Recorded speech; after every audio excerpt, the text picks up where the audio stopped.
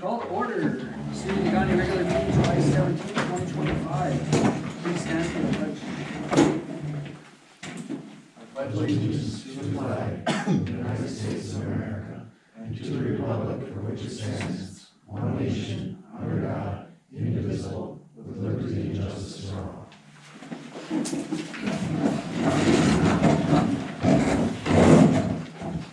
And roll call if you will. Mayor Ilmanen, Present. Councilmember Becker, Yes. Councilmember Howard, Hello. Councilmember Flowey, Here. Councilmember Kangas, Councilmember Deeds, Councilmember Garabate. All right, a motion to approve the agenda, please. All right, Dave. I'll second. All right, second, Travis. All in favor? Aye. All right, number 5, public comment. Public comment, 3-minute limit on public comment. This guy at the podium, state your name, address, and 3 minutes is yours. Seeing no public comment. All right, closing public comment. Number 6, unfinished business, seeing none. Number 7, new business, 7.1 WPBI presentation. And I guess, Mr. Jack Olson, WCPI representative, is here tonight. Well, thank you. This is on. Good. Well, I appreciate the time on the agenda tonight. I had the opportunity to come up here about a month and a half ago for the grand opening of the Irontown substation. It was a great event. A very impressive project. Kudos to Nate and Mark and the council for investing in the future of Negaunee. This is a really nice project and shows looking forward to independence, power independence for the city and the community here. So my name is Jake Olkey. I'm a senior vice president at WPBI Energy, and the city of Negaunee is a member of WPBI Energy, but not only a member, you are an owner of our organization. And so we like to come out periodically to make sure that the governing bodies have information on what WPBI is doing, what our business strategy is, things going on in the industry, and just give you a chance to ask questions and check up on how things are going. Feel free to ask questions as we go. I'll try to answer them, or I can do some follow-up later if I need to. So it's my understanding you have a slide deck. I'll try to walk you through that. I'm going to start off on the second slide that talks about our mission and our vision. This will give you an idea of how WPBI is structured if you're not entirely familiar. You can read through these. You'll note that our mission statement speaks to what our core business purpose is, which is reliable, affordable, responsible electricity, forward-thinking services, and effective advocacy. That's what we do, that's what we've always done, that's what we will always do going forward. But what I'd like to call attention to on these statements is, if you look in the mission statement, it starts off with utilities accomplish more by working together.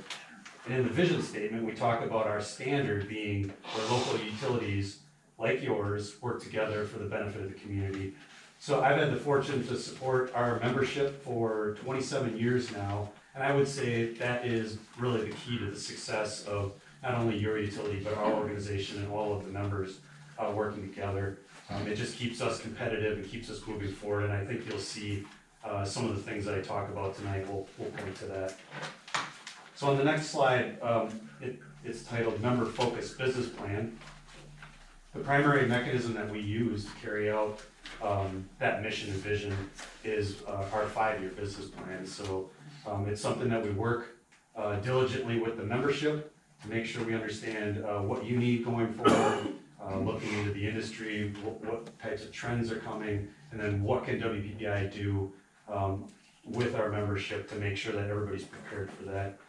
If you look at, this business plan started in 2022, we'll go through 2026, so we're in year 4 of this business plan. Our priorities this year, the first one being around resource planning. That's again at the core mission of what WPBI does for our members. We have together built a really nice, reliable, dependable, responsible portfolio. I'll speak to that in a couple minutes.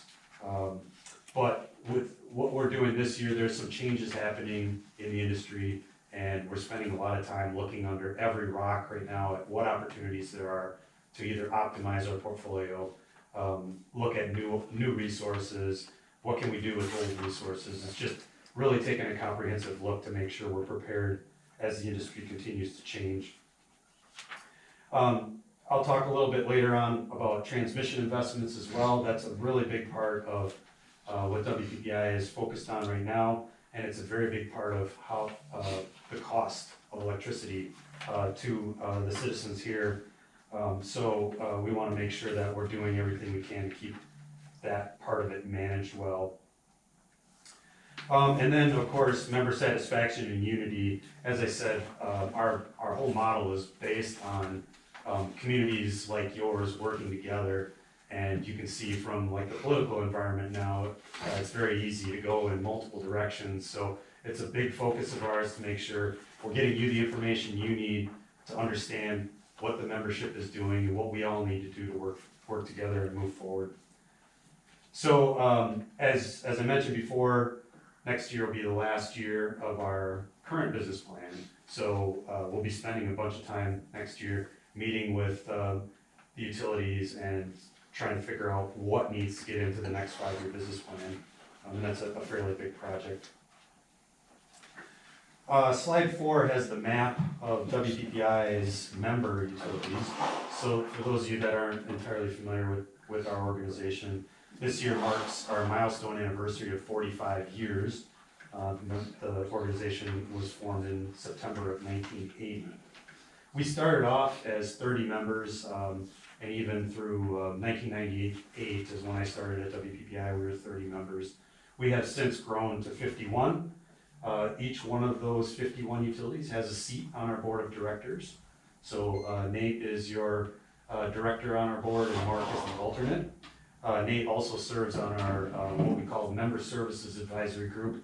It's a group of member representatives that work on the strategy for our shared services and how we work with our membership. There's some other numbers here to give you an idea of the scope of this collective. The city of Negaunee has a demand for electricity. The maximum demand for electricity is around 5 megawatts, just under 5 megawatts, and you purchase about $1.9 million of power through WPPI annually. But you can see when you put all of those utilities together, our maximum peak demand was just over 1,000 megawatts, and we have an annual budget of about $500 million. So what that means is when you put all of these utilities together, you just have bigger buying power, better opportunities for power supply resources, things that you just wouldn't be able to accomplish individually. The next slide here is stable competitive costs. So, you know, if you want to talk about the performance of WPPI Energy, I say this one really gets to the punchline. So you've got a dark blue line on the top, and that represents our average wholesale power cost to our members over that time period since 2012. And so you can see if you look at our costs in 2024, they were the same as they were in 2012. There was some things that happened in between, but essentially you can see a pretty stable line there. And then if you look at the line below it, the lighter blue line, that's if you take inflation into account. So in terms of real costs, the power costs have gone down in proportion to other things. So, you know, there's not a lot of services or commodities these days where you could say that kind of stability exists, and that's what we take pride in. And hopefully, like when I talk about some of these things, you'll see we do work very, very hard at that to make sure that those costs stay stable, and we can manage anything that's coming towards us. Slide 6 is about our diverse resource portfolio. So you'll hear us talk about diversity a lot. That is probably the key to our power supply planning strategy. And why that matters is you can see when you look at the map here, we've got a pretty broad mix of electric generating fuel types. So you have coal and natural gas on the fossil fuel side. You got nuclear and renewables when you're looking at carbon-free resources. And what that means is when you put them all together, it's kind of like when you're investing in your retirement fund, you don't want to have all your eggs in one basket. This diversity of fuel resources makes sure we're not overly exposed to any one type of fuel or something that's happening in the industry. So if you think back, I think it was 2022, when you can see it in the previous graph, natural gas prices were double or triple what they had historically been. That has a really big impact on market energy prices, but because of this diversity, it only had about a 10% impact on our portfolio because we have hedged all these things with different resources and different terms. So in addition to the fuel diversity, we also, you can see, we maintain the geographic diversity. That matters when you're talking about the transmission grid. Transmission would be the largest power lines that move everything around. And those on, when we're hitting maximum demand days, those would be congested in certain areas. So when it gets congested, that raises the price. So the more diversity that you have, the better off you are and the more opportunities you are to manage that cost. And then of course, we have length of power contracts or ownership. So we have maybe 35 to 40% of our resources are owned by WPPI. And then we also have power purchase agreements that are different lengths. So we have long-term, we have short-term, and a lot of different starting points. So it's not like everything will come up at one time. So again, the diversity is very, very important, and that's something we focus on to maintain, or basically to manage the volatility in power costs that happen daily and annually. Okay, slide 7, I said I'd talk a little bit about the transmission ownership. So owning part of the high voltage regional transmission system is another very, very important strategy for managing costs. So to give you an idea of what that means by ownership, back in several decades ago, most of the transmission system was owned by the large investor-owned utilities, and then they would charge fees to use that transmission system, or they could block you if they didn't want kind of a competitive thing. Today, most of the transmission assets have been divested into a single entity. In this case, the American Transmission Company, and then the utilities were able to get ownership in that. And during that time period, WPPI Energy was able to buy into that company. So today, we have 6.7% ownership of that American Transmission Company, and that gives us a seat on the board of directors, which also gives you some control over what that company is doing and where they're investing and how they're taking care of their shareholders, like WPPI. We also have some part ownership in some other projects that aren't part of the ATC footprint. So there's a transmission line called Badger Coulee. That's 345,000 volt line that runs from La Crosse, Wisconsin to Madison, Wisconsin. And so that's a very important line for bringing like wind power from Minnesota and the Dakotas into Wisconsin and Michigan for where most of the load would be on eastern Wisconsin and up through upper Michigan. We also have a line, part ownership in a line through an organization called Grid North Partners, and that one goes the other, or it's coming from the other direction, so it's in Minnesota, coming into La Crosse from the west. Again, it's important to be able to access lower cost renewable energy. So as we go forward, the transmission costs are going to be a significant driver for power costs going forward and residential electric bills. But one of the benefits of being an owner is we also get that dividend or the interest payments that would normally go to the other owners. Now that doesn't mean anything for WPPI and the city of Negaunee because we operate on a nonprofit basis. But instead of taking that profit, we just dump that right back into the rate. So as those costs are going up, we take the dividends we get and put them back in, and it helps stabilize that again so that the costs aren't increasing significantly as all this investment is happening.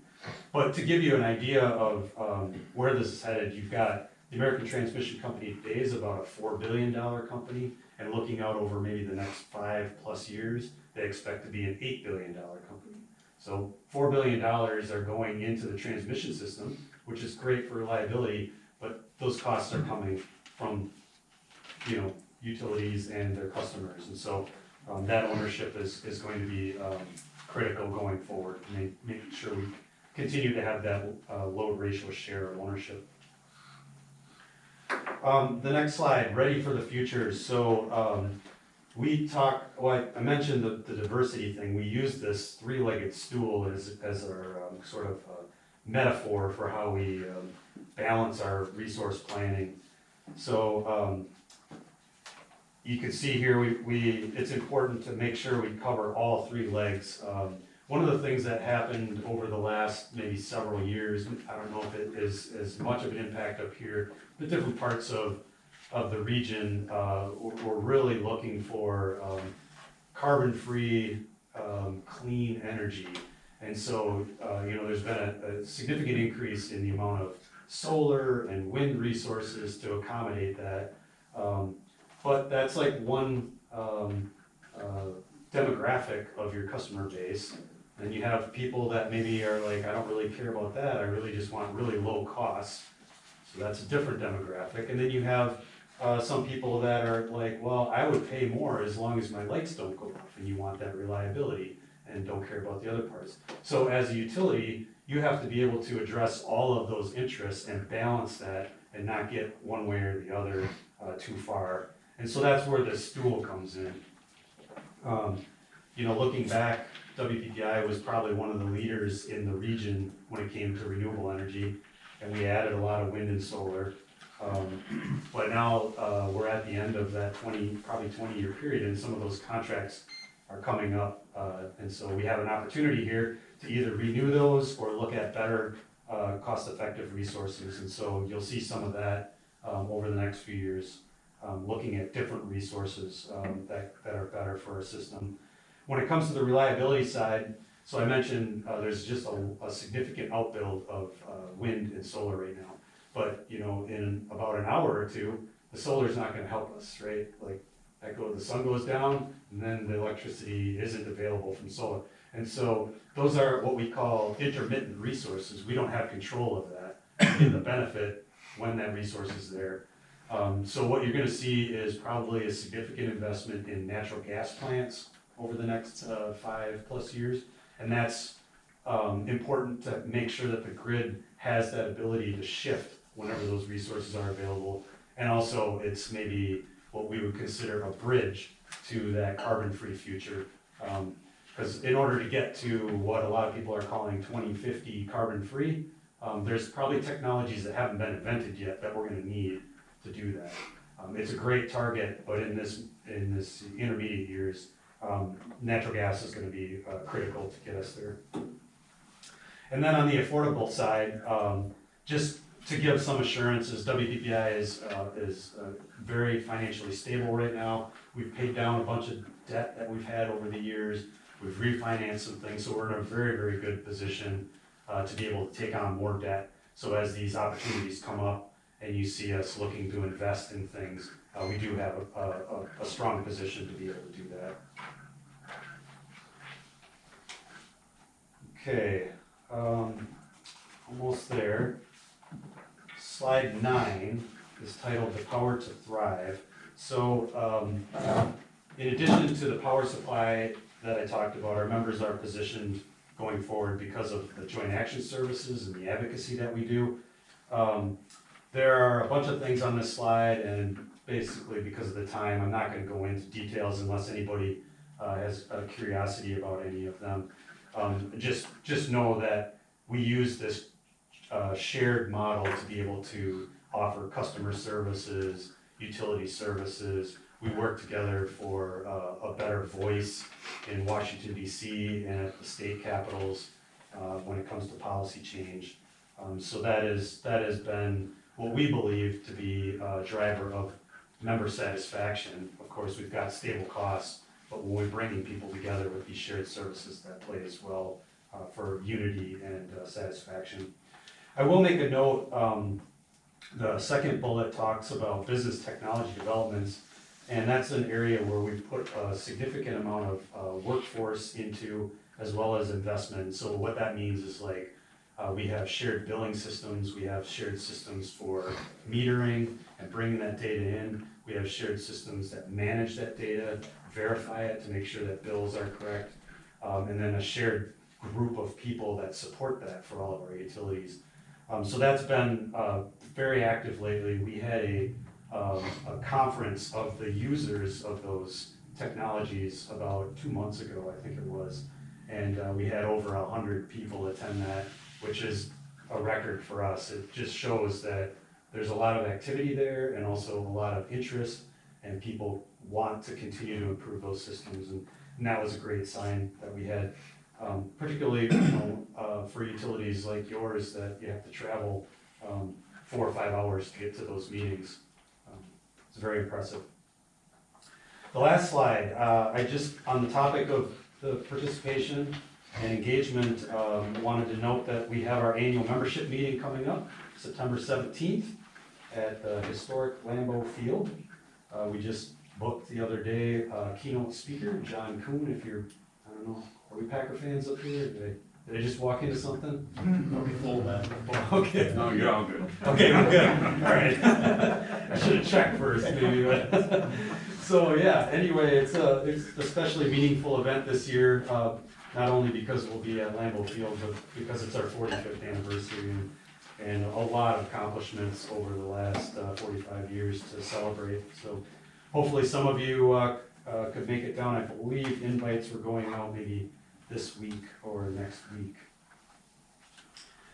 So that's what I wanted to provide for an update. I don't know if I hit anything too complicated, or if anybody has any questions, I'd be glad to try to address it, but hopefully you can see we are well positioned and we collectively have this power to thrive for the next 45 years or more. Any questions, Councilman? I have a question. So Sure. you were saying that, that solar and wind power, they're not necessarily the most cost effective, but that's one of your pegs is the, sorry, trying to flip back here. Responsible. Yeah.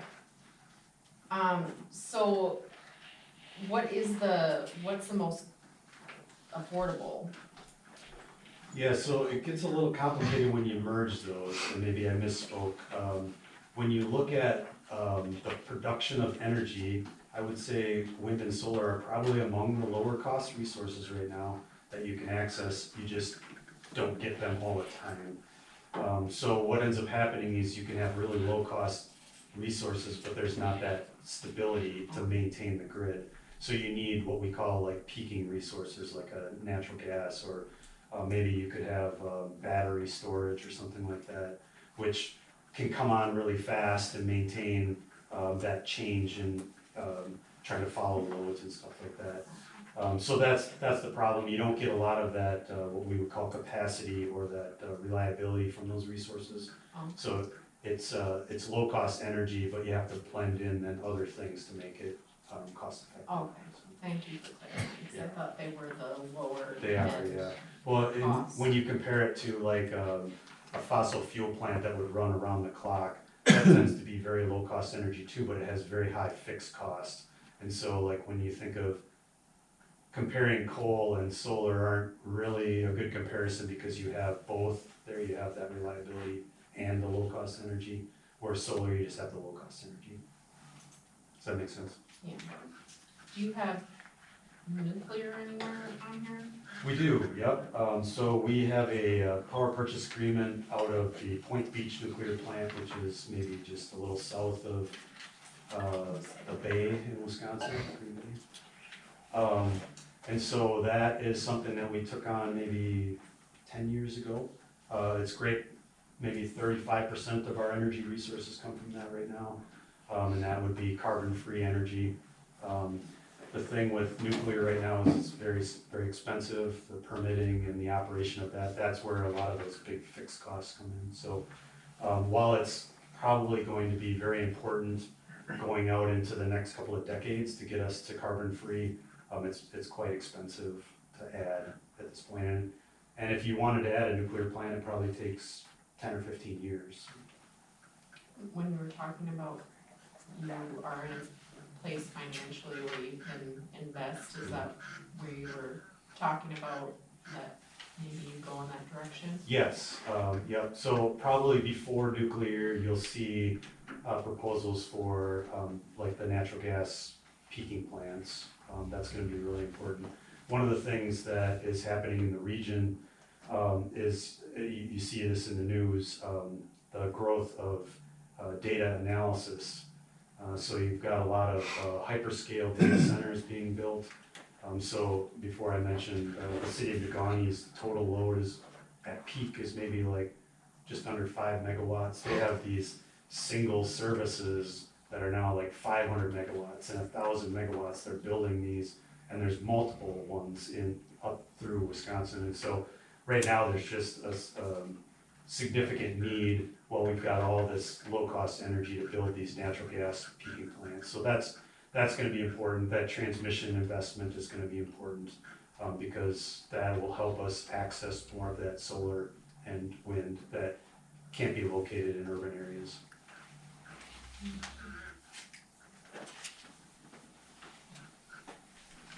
Further questions? All right, appreciate your time. All right, Jake, thank you. Moving on, 7.2, 2024 city audit presentation. Mike Grass from County Secretary is here for that. That's gonna be a hard act to follow. Gee. Stable costs.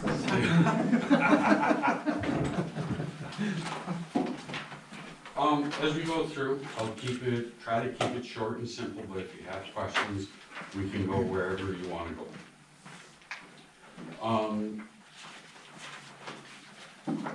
In the big book, starting on page 5 is the opinion. So you have an unmodified opinion, applied with all the generally accepted accounting principles. It says they're your statements, not ours, and we take a sampling of transactions, we don't look at every single one. Looking at page 16 and 17, rolling this city up in total, you had a gain of about 2.8 million. 1 million in the business type funds, 1.8 million in the governmental funds. Flipping back to page 16, that gives you a total net position of just over $20 million. Once you back out the invested in capital assets, net of related debt, all the restricted stuff, you actually have a unrestricted deficit of about $6.7 million. But if you come up the page, your retiree liability, post-employment benefit is about $5 million, your pension liability is 7.6 million, so once you take that out of the equation, you're sitting okay. And you're in the same boat everybody else is, those retirement costs.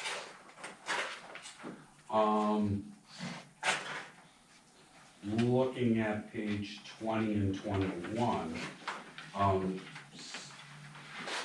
we'll start at 21, we won't get far into the details, but at the bottom of the page, you can see the gain of 1.8 million. Here's all, as you go up the page, all the adjustments that we make for changes in pension and OPEB and compensated absence. The big changes, we actually back out capital outlay of 2.3 million. So when you look at your governmental funds, you actually had a loss of 113,000. And the big piece there is the general fund lost 187,000 in the current year.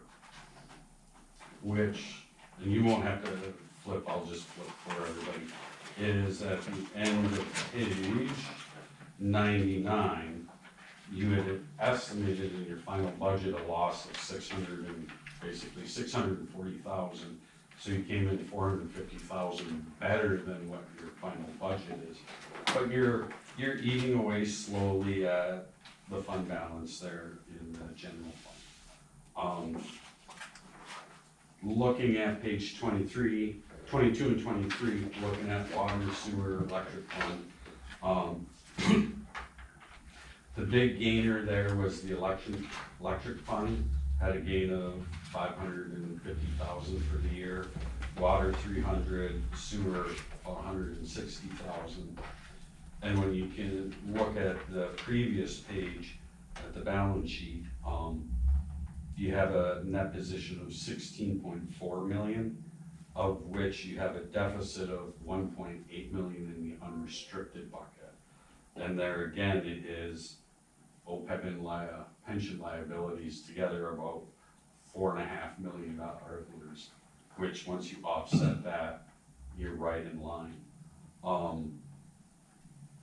The one thing to kind of keep in mind though is you are getting close to that bottom line number before you have to start doing a deficit elimination plan with the state with that unrestricted number.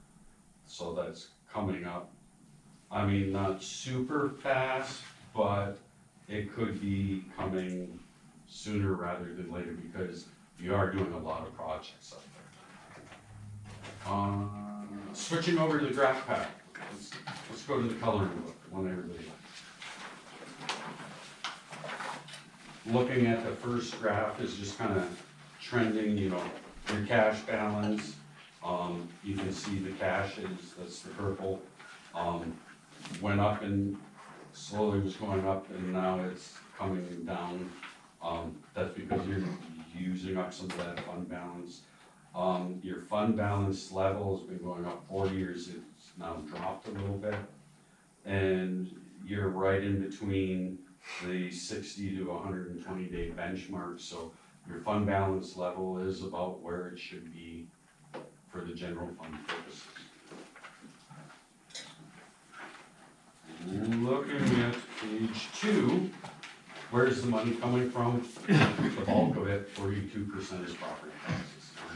State sources is 18%. Nothing out of the norm here, pretty much standard across the board. Graph number 3, now this one's a little more interesting. You're gonna see a big spike in 23. That big spike was the big pension grant that we got from the state of Michigan to help out the pension merge fund. So that helped out. I'll switch to it so you don't have to, but there's a table on page 74, and with that pension grant, your pension liability went from 6.3 million down to 6 million. So that helped out quite a bit over that time from getting that grant going from there. So, I mean, it was well worth it. Looking at grant page 4 here, you know, where's the money being spent? No surprise here, the big 3, general government at 30%, public works at 27, and public health at 23. No big surprise there. And that's where if you look at the next one here, looking at the 5-year trend for expenditures, you'll see the 20 to 21 drop, that's kind of COVID related. The 23 big increase is the pension grant coming in.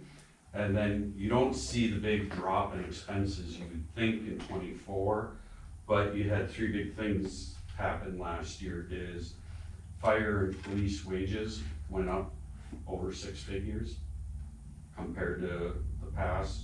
Health insurance went up significantly for the city. And then you had the Jackson Park project that came in. So between those, that's the big piece of why that didn't come back to the 22 level that you would think you would see. Looking at the next one, just looking at the sewer fund, you know, your operating revenue versus your operating expenses, you know, you have more revenue than expenses, that's good to see. You have positive working capital, you know, I don't see any big things there other than it's slowly being used up. Your working capital is being used up as you're doing all these projects. Not saying projects are bad, but it takes money to do them, so it's using them up you'll see the same thing for the electric fund, that working capital, you know, is whittling its way down over time as these big projects are happening. And you're gonna see the same in the water fund, you know, that working capital is coming up. And when you think of working capital, it's basically the cash you got on hand to pay for stuff versus your current liabilities. So you kind of used a lot of what you got with the different projects that you've had. You've had some very large projects come through the last few years, so all something to keep in mind going forward. All right, now for the bad stuff. Looking at page 127. We have three comments here, and I'm gonna start at the back and work forward. Page 129, comment number 3 is you were over budget in a few places. Nothing that jumps up and down and screams, oh, there was bad budgeting or anything else. It's little bits here, a little bit there, and that is gonna kind of come out with comment 1. We can expand on that a little bit. Comment 2, we helped put the report together. It's more of an FYI, you know, nothing big there. Then we get into comment 1. Comment 1 is, we're calling internal control reconciliation function.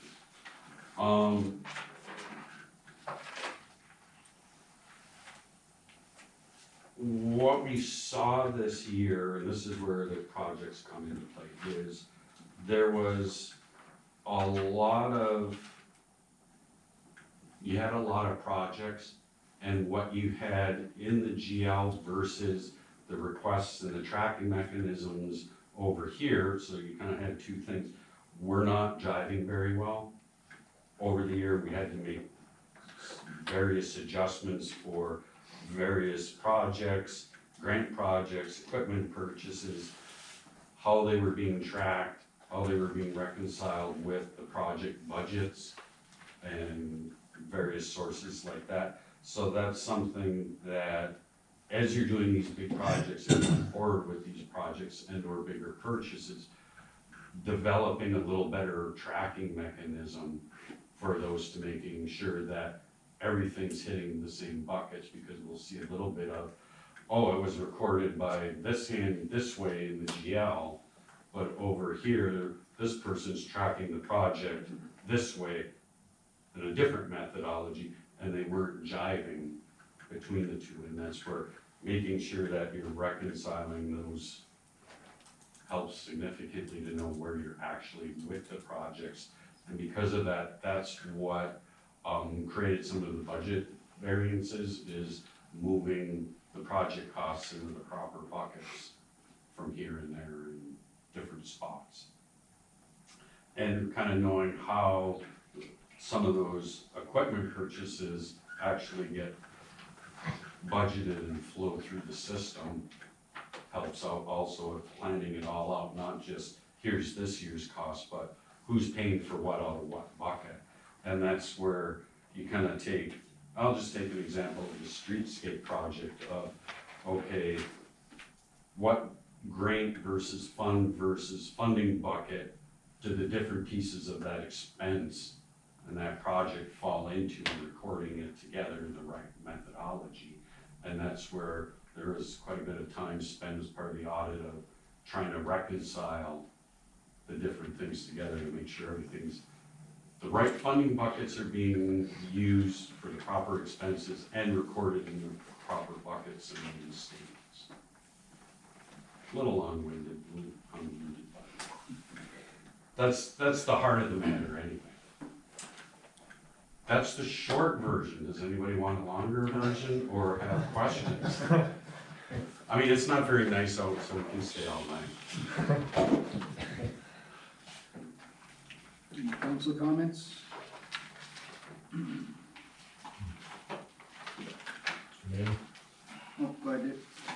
So I guess, yeah, like you said, Mike, you've had a lot of, work done in the city the last couple of years, and money's coming from here, there, wherever.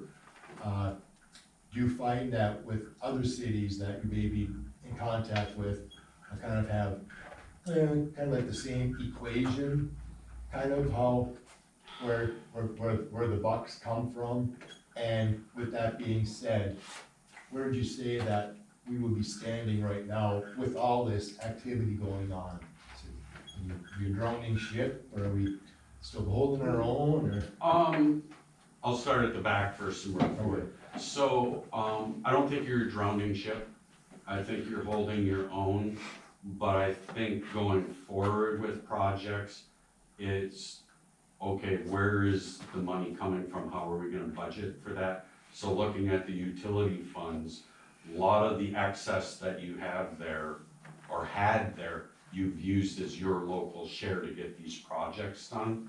So to do the same amount of projects for the next 2 years probably isn't feasible anymore. So as you're doing new bigger projects, kind of, okay, how is this funding gonna work with the different buckets? And just because this bucket has money, doesn't mean you can use it to pay for expenses for this bucket over here.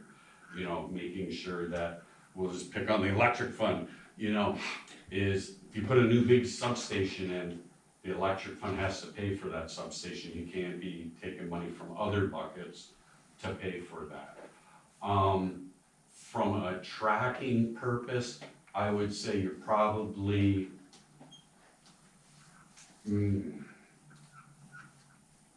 middle of the pack-ish in being in tracking compared to others of tracking the projects in the system and reimbursements and knowing where everything is.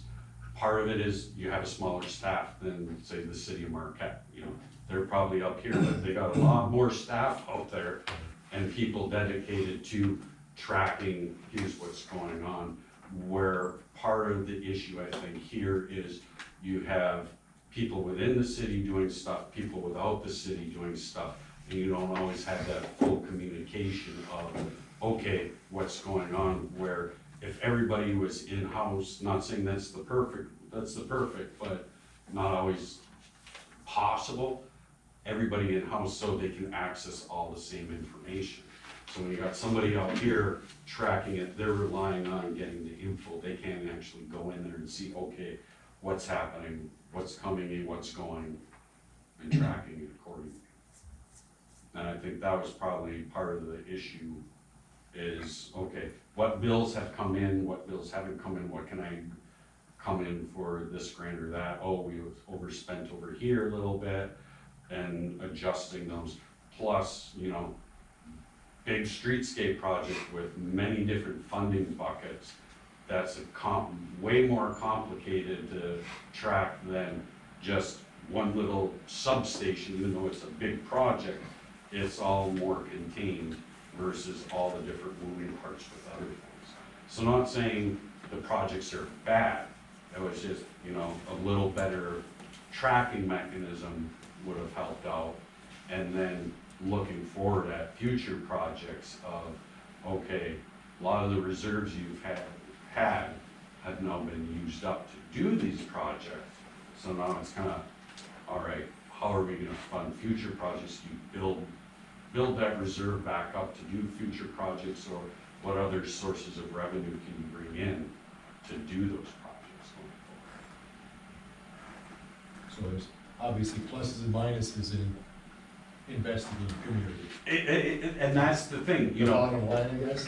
Yep, you can't improve the community without spending money. So you're gonna use some of that. But yet, you have to do some of these improvements to the community. So there's a balancing act always there of how to handle it. Any further council comments, questions? Do you want to take any action on this? You can place it on file or it's up to you. All right, thanks, Mike. Yep. moving on. 7.3, Lacombe bleacher bids. And Diane, please. Lacombe Field is in need of 3 sets of new bleachers to replace the old ones. City staff issued bids and received 3 bids as follows. BSN, $14,188.25. Cost savings of city install, $64.75 for a total of $7713.25. Meets the bleacher specs. Technology International, $87.50. No cost savings. Does not meet the specs. Ventura LLC, $13,627. Cost saving of city installs, $37.50, for a total of $98.77. Meets bleacher specs. Recommendation, it is recommended from city staff that the city accept the lowest responsible bid from BSN in the amount of $7,713.25 for 3 new sets of geared bleachers for Lacombe Field, with monies being paid from the Parks Department. Note, BSN will only provide the bleachers. City staff will have to install and assemble.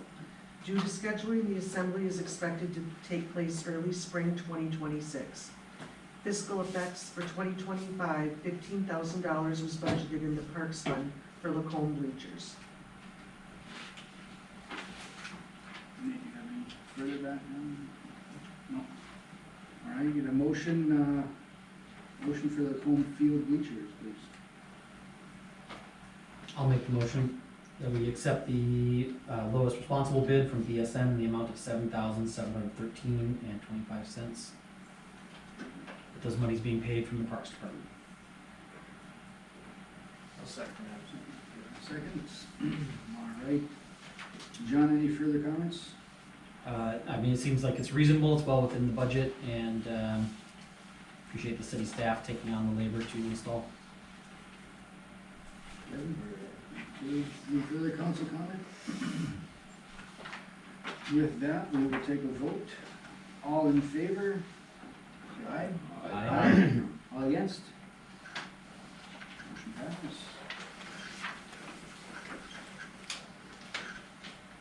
7.4, City Hall boiler bids. Another one. The City Hall steam boiler utilizes 2 boilers, number 1 and number 2, each consisting of 6 cast iron sections. Boiler 1 has 6 sections that are leaking due to failing seals and rusted, corroded sections. The city issued bids to perform partial boiler replacement on boiler 1 and add a new sealing kit. City staff received 2 bids. United Contractors, $19,280. Prime Specialty, $28,830. It is recommended from city staff that the city accept the low bid from United Contractors in the amount of $19,280 for the partial boiler replacement on boiler 1 at City Hall. It is also recommended to budget in 2026 for partial boiler replacement on boiler number 2. Fiscal effects. This is an unbudgeted expense for 2025 and would require a drawdown from the general fund. Alternative, none recommended. Thank you. Any further comments on Sure. So, Mr. Mayor and Council, we've been having some issues with the boilers for quite some time. From my understanding, they were installed about 15 years ago. If you recall, a couple years ago, we did purchase a chemical treatment system that would help resolve some of our issues. However, due to the chemical treatment system being installed after a number of years, the boilers being active, we believe that has caused some erosion or damage to those systems. We're at a point where boiler number 1 here, I believe what they're talking about here, yeah, it has to be replaced completely. There is a lead time, because that is cast iron product, so it will be coming sometime in the fall, installation in the fall. However, we will be able to still use boiler number 2 to heat the facility. So we're simply just trying to get ahead of the game so we don't have a catastrophic failure of both boilers in the dead of winter, where then it becomes an emergency and we're having to spend a lot of money on it. So unfortunately, this is an unforeseen cost. We did not feel it would necessarily be an emergency, since we would be able to use boiler number 2 to still heat the building for the most part. So we're leaving it on you to make this decision. Should we move forward with this? Obviously, we're recommending that you do, and we obviously want heat inside our building for employees and all the equipment we have and the residents that come and visit our facility. And then we will look harder if you decide to allow us to install this, we will be looking at boiler number 2 more closely. We may be able to get 2 years out of it, that's what we're being told. So it may be budgeted in 26 depending on what the contractor says, or we may wait to 27 and budget it then and have it over at that point. So that's what information I have. Thank you. Yes. With that, can I entertain a motion?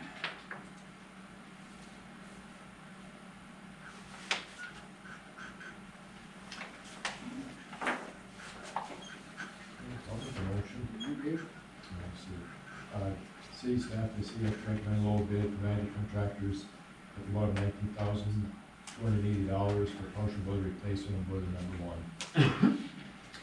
Can I get, where the money will be coming from to make a motion, please? Oh.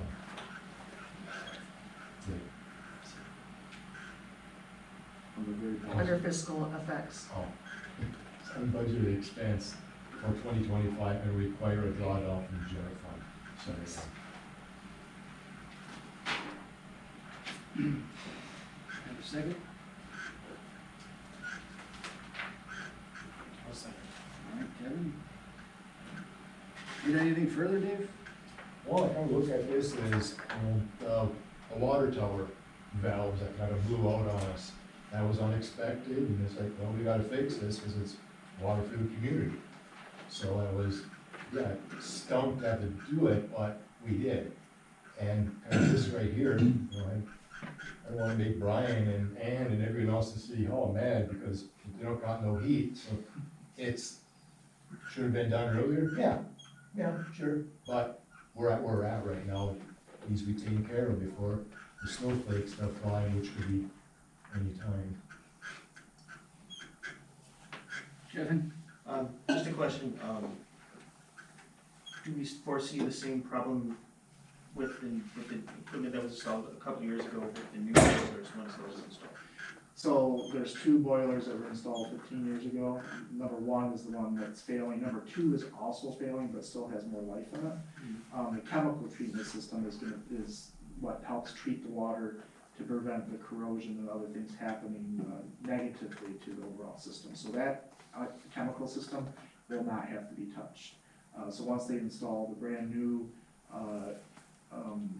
boiler, it will be treated with that system properly and everything should run functionally well. The other one will still has life in it and we'll figure out when that should be replaced. It will not affect the other one. Maybe I misunderstood, were you saying that the chemical treatment system was exacerbating the problem with the No, boiler? the chemical treatment system treats the water, so it doesn't cause corrosion, as much corrosion to the 2 boilers. Okay. That system is good and will not have to be replaced at this time. Understand. Any further comments? Just seems like it's gonna cost more if we have to do it in, as an emergency or, at any point in the future. Absolutely. This is a hard one after just hearing how little we have left in our general fund. We gotta, but this is a necessity. Right, absolutely. All right, with that, we'll take a vote. All in favor, say aye. All against?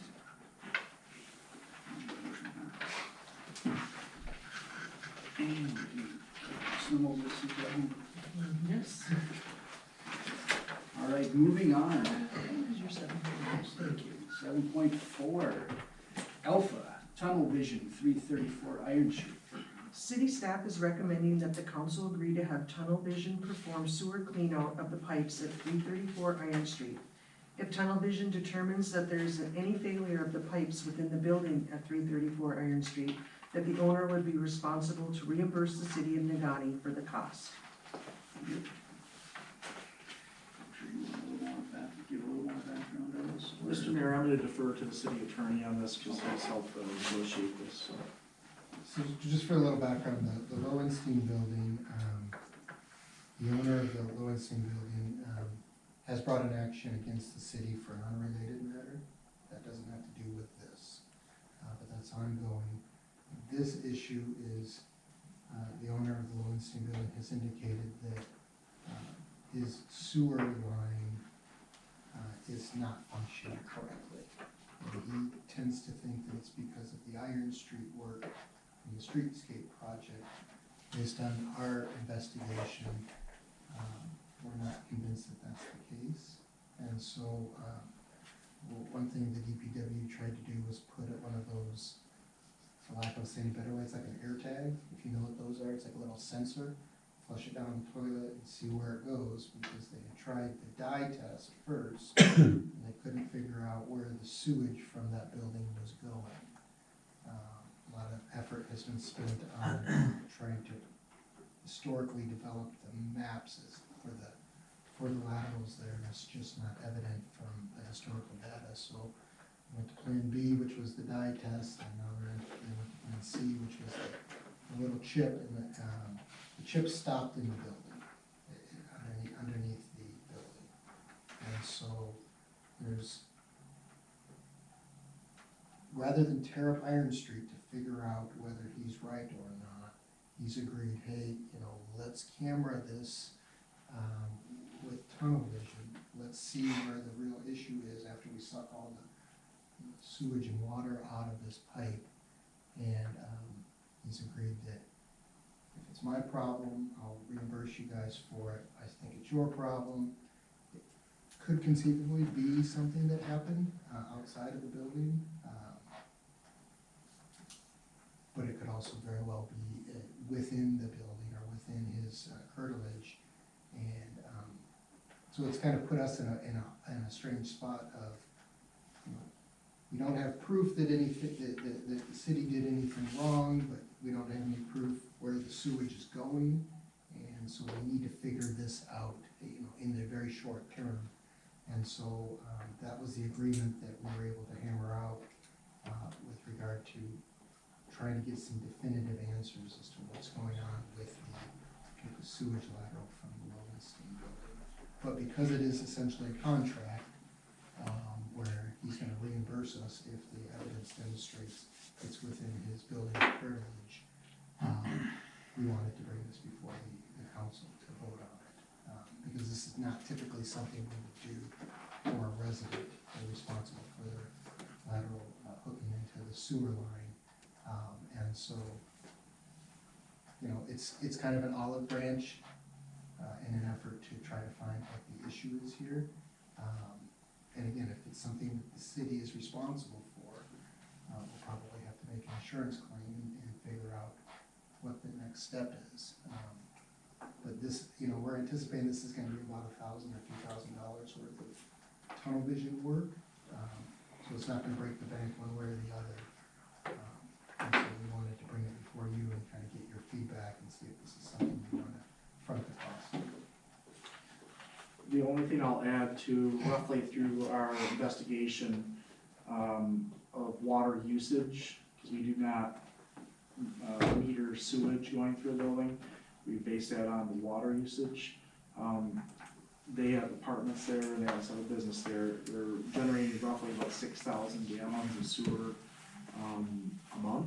So if you think about that, it's about 72,000 gallons of sewer going somewhere not in the sewer system and not in the storm drain system. So that is a significant amount of sewage for environmental factors and also undermining factors, which could be a street, other city utilities, or including his building or neighboring buildings. Right. So we really want to get to the crux of this. Additionally to that, the alternative is just to simply say, we're not interested, and then I will have to shut his water off, unfortunately, and then he'll have to figure it out himself. Our issue is to prevent the sewer from going to wherever it's going and kind of resolve this issue if we can.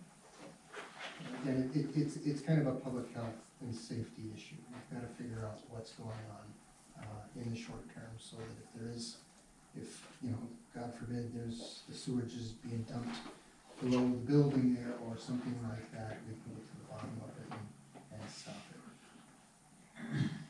Very good. With that, we will entertain a motion. I'll make a motion that we Agree to have Tunnel Vision perform the sewer clean out of the pipes at 334 Iron Street. I'll second it. Good on that. Do we want to? That's it? Any discussion? All right. Kevin, anything further? Just sounds like something we need to get done, find out what's going on there. Matt? Well, if we don't know where it's going, we can't find the dye. The air tag could have stopped anywhere before the plug in there. I think we need to figure it out. And if it's our problem, fix it. If it's his problem, he can fix it. That's it. Fair enough. Any further council comment? John? Yeah. Please. $1,000 to $2,000 is the estimate, or, That's what I believe, is gonna cost. I told Nate before we came here, I said, if we get a firm number that's considerably higher, we'll come back here. We're not going to, spend a bunch of money on this. I couldn't imagine it would be beyond, 4,000. You're talking about like camera coming in and the water having to be sucked out. So okay, bottom line is this, if we are held responsible, we're gonna have to pay for that anyway. If we're not responsible and it's him, he's gonna have to pay for it, obviously, because he's agreed to do that. So, but the biggest thing is figuring out where that sewer's going. 100%, I agree, we need to figure out where that sewer's going, but I mean, my concern is that we went from 1 to 2 to 4 in the span of like 6 seconds. So, do we, A, have it in writing that he will be paying for this? Yes, we have an agreement with his lawyer, yes. Okay. We do not have an estimate. I mean, I'm just kind of- of cost. Okay, so I mean, I guess I'd love to see an amendment, not to exceed X amount, from this board. So that we don't just go and spend $4,000 or $6,000 or $8,000. I'd like to know that we have said, we're comfortable spending up to $2,000 or $4,000, whatever that number is, right here tonight. So, I guess that's one thing I'd like to see. What's the timeline to complete the work? Well, our hope is if everything goes well here tonight, we'll be able to get back with his attorney, and then we'll be able to hire somebody as early as next week, but it'll depend on the plumbing company's schedule, of course. Okay. Just, you know, Other than that, I can't give you anything else because we don't know until we have those results. certainly, no, I understand that, but I mean, this is theoretically something that's been going on for, 24 to 30 months or whatever. I mean, since Iron Street, the construction project was going on, Could be, potentially. potentially. Yep. That's a lot of raw sewage. Yeah. So how much longer, in the event that it is leaking sewage somewhere, what's the timeline then for the city to take action Well, if to it's, stop if the it's- damage that's going on? yeah, so if it's something that he needs to take care of himself and he's liable for it himself, we're gonna require a reasonable amount of time, which could be anywhere from 21 days to 30 days to make that repair into Jackson Street. If it's a city, probably very similar, we're gonna have to hire a contractor to come in to do that. It will involve multiple circumstances on both ends, contractor outside and then a plumber inside, licensed plumber inside. So those things can be a little tricky, but the goal here is to go as quick as we can and put it in properly so we don't have this issue continue.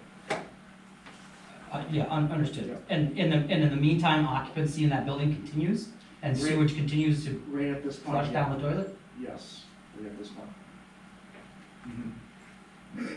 Okay.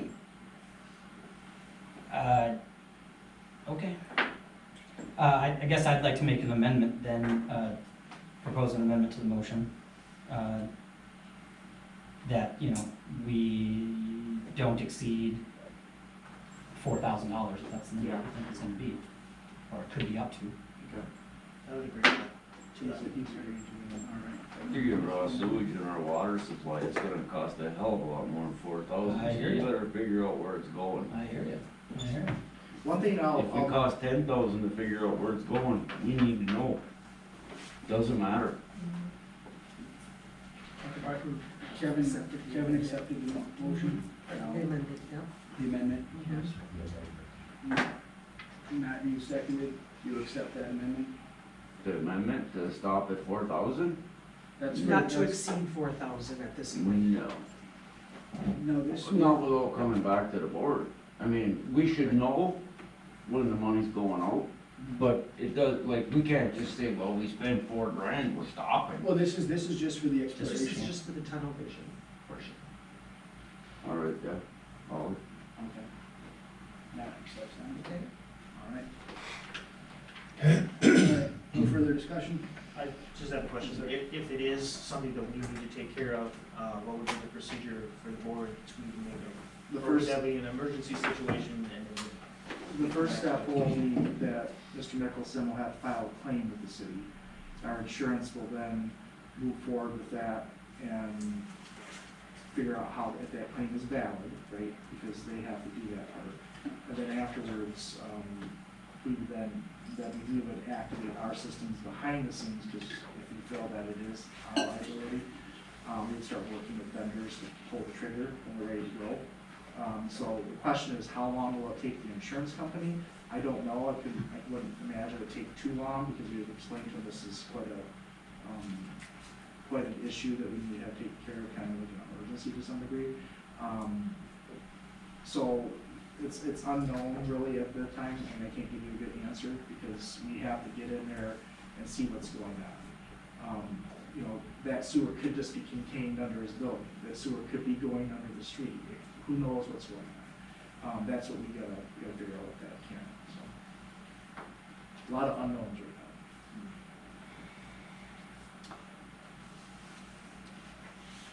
Okay, no further comment?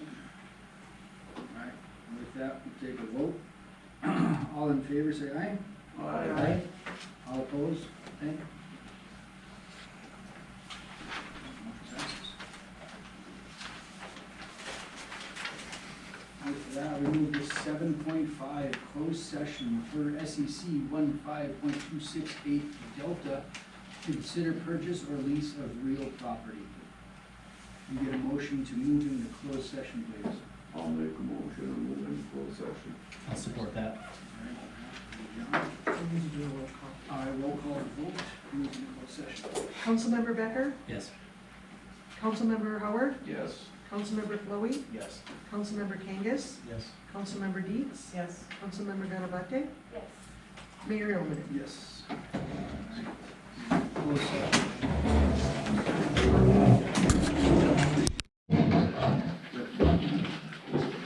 All right, entertain a motion to come out of closed session, please. Motion. All right. Dave? Support. All right, Tracy. All right, all in favor, say aye. Aye. All opposed? Very good. All right. As pertaining to 7.5, can I entertain a motion, please? I'll make a motion to move forward with the land swap agreement, with the request of $2,000 to cover administrative costs. And a second? Second. Dave, second. Dave. Dave, thanks. And I think we should do a roll call on this one. Councilmember Howard, Nay. Councilmember Flowey, Yes. Councilmember Kangas, Yes. Councilmember Deets, Yes. Councilmember Ganabate, Yes. Councilmember Becker, Yes. Mayor Yeoman. Yes. Motion passes 6-1. Thank you. All right, moving on. Number 8, consent agenda. 8.1, minutes, June 12, 2025, regular minutes, June 26, 2025, special minutes. 8.2, claims and accounts. 8.3, revenue expenditure trial balance reports. 8.4, cemetery water tank bids. 8.5, 2026 budget calendar meetings. May I get a motion to accept the consent agenda? So moved. Second. Dave? All in favor, say aye. Aye. Alright. Number 9, public comment. 3 minutes, podium is yours. state your name, address. Seeing none, close public comment. Number 10, council member comment. Any council member comment this evening? Buddy Dave, you have anything tonight? Well, I was in the Pioneer Days parade, and looking at the forecast and the rain, I was able to get a ride with Michigan State Troopers. So I said I wasn't gonna throw candy this year, which I didn't throw that much. There's so much other stuff in the back. I mean, can opener, twisty things, dog tags, you name it. So I had fun. So unfortunately, it hit the gutter a lot of times and floating down. So, but other than that, Pioneer Days looked at. I saw it as a success, and it's an enjoyable week for the people of the town and people who visit. Tracy, anything tonight? I heard Pioneer Days were great the whole week. I was on town, but made it back in time for the fireworks, and they were fabulous. I watch them from my house every year. All right. Amanda? Nothing for me tonight. All right. Kevin? Josh? Pioneer Days went pretty well, I guess, and, that's about it. John, what do you got for us tonight? Yeah, Pioneer Days was fantastic. Also, there are a couple of great events going on right now, a couple of big bike events in the area with people coming through this weekend for the Crusher. And also, don't forget, Order Shore is coming up on August 9th, which I think is right after our next meeting. So look forward to that, and starting downtown on Iron Street. Very good, thank you. Yeah. I couldn't pass up the chance to talk about Pioneer Days. Anybody that knows me personally knows that I've even been known as the Pioneer Princess a time or two. So, and certainly knows what that means. I'm on it. But I was definitely able to visit many businesses in the county during Pioneer Days. So, again, great season for us. And safe, everybody's very respectful, living by the ball field. It's great to see that crowd out there. And then parade was, we could have pushed that parade off a half an hour, Dave? Nice catching grief for riding. But other than that, what a great week. I look forward to it every year, so, another great Nagani event that nobody could ever come close to. And that's all I have. Mr. City Manager. Mr. Mayor and Council, have a few items for you. We're getting into budget season. We obviously just had our audit today, and we heard what Mike had to say, and I'm just echoing the same comments. We did spend a lot of money to get projects completed using some of our reserves. That's the purpose of those, in some cases. So we will be seeing a slowdown in projects, giant projects, for quite some time. So you'll see a smaller budget coming to you with some smaller capital improvement items that won't be as hefty as some of these other ones. And they will also have grants attached to them or other funding mechanisms as well. You may see on Silver Street, right by the YMCA, some construction happening. We're installing 2 storm drains there through the water project, and that water project will come to an end, I believe, next month, hopefully. Primarily what was happening after we readjusted the street to the proper level, if you didn't know, this end of Iron Street was kind of sloping and collapsing to some degree, just because of the material underneath. We reestablished that, put better material under there, fixed the sidewalk, fixed the road, it's all at the proper height now. With the rains we've been getting these larger rainstorms as of recent, starting last year and the last few years, including this year.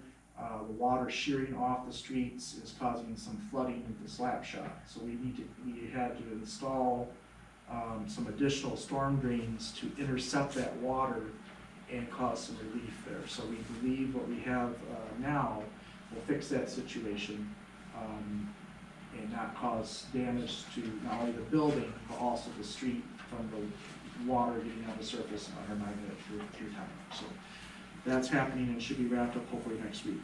Also, you may notice, the street sweeper machine is finally out. We opted to rent one this year because they're astronomical in cost to buy a brand new one. Plus there's a lead time if you want to do that. So we had a balance between are we buying snow plows or are we sweeping the street? Unfortunately, we do have the ability to rent a street sweeper versus rent plows to plow our streets, and having them to our beck and call. Plows are more important from our perspective. However, the street sweeper is about 30 days late getting to us. We just got it about a week ago. And when we got it, it broke down first day, and then it did break down again last week, but we have about 60% to 70% of the community already taken care of, so we hope to be done sweeping all the streets by next week or the following week. So if you've gotten any complaints from people, we're well aware when streets should be swept. We've been doing that for many, many years. We just can't do it when we don't have the equipment. So that's being taken care of. We did get word from MDOT that the roundabout at Teal Lake Avenue and US 41 is getting put into their 5-year construction plan. So they are taking public comment on that plan right now. So that's nice because we're moving from a 2032 timeframe now maybe possibly to 2028, 2029 timeframe. When that does occur, we'll have some action we will need to take with some utilities underneath that roundabout. We may be able to get some funding from MDOT in some cases, but they will not cover all of that because we are responsible for a lot of the utilities under there, water, sewer, any electric. They are in control of storm drain. So we'll have to make it's gonna be a significant investment, but I don't think it's not gonna break the bank per se, but we will have to make that investment at that time. So that's good news. Another good news that we received as part of the whole plan, if you may not recall, when we did the streetscape project, the plan was to enter the streetscape project into a contest through the Michigan Municipal League, which we are members. And what we plan on doing, or what we did, is we entered our project in against all the cities in the state of Michigan that are part of that organization, which there's a couple hundred. And other communities do the same, and we were picked as one of the 4 finalists for our project to be voted on. So we are working out a plan right now to hopefully win the award at the end of the day. You don't get cash, you get recognition, statewide recognition, and it's a good thing. Houghton won it last year. I feel that we're very, very well posed to win this year. And I will be coming back to you guys with a proposed plan of spending a little bit of money to send some business leaders down to help man our booth. We have an opportunity, we will have an opportunity, and we will take that opportunity to do our 7-minute presentation in front of everybody. We're working that detail out, which part of that's already paid for because we have already built that into the budget when we did the streetscape with TD6.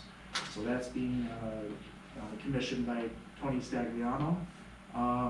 So I'll have a little bit clearer picture for you when that happens. That event will take place September 17th, 18th, and 19th, and we'll have to figure out who all we want to send down there. And the last thing I have is the Teal Lake ribbon cutting for the Rotary project had to be postponed due to the weather. As we all know, it rained on the 8th. So we'll be doing that on August 11th, 5 to 7. So we'll put a reminder out to council members who may want to go to the ADA Teal Lake dock launch there. And then our employee picnic is coming up on August 15th. So the mayor will be reaching out to some of you for some cash. That's all I have. Thanks, sir. Mr. City Attorney, nothing tonight. With that, can I hear a motion for adjournment, please? Motion to adjourn. All right, Matt. Second. All right, Dave, seconds, all in favor? Aye.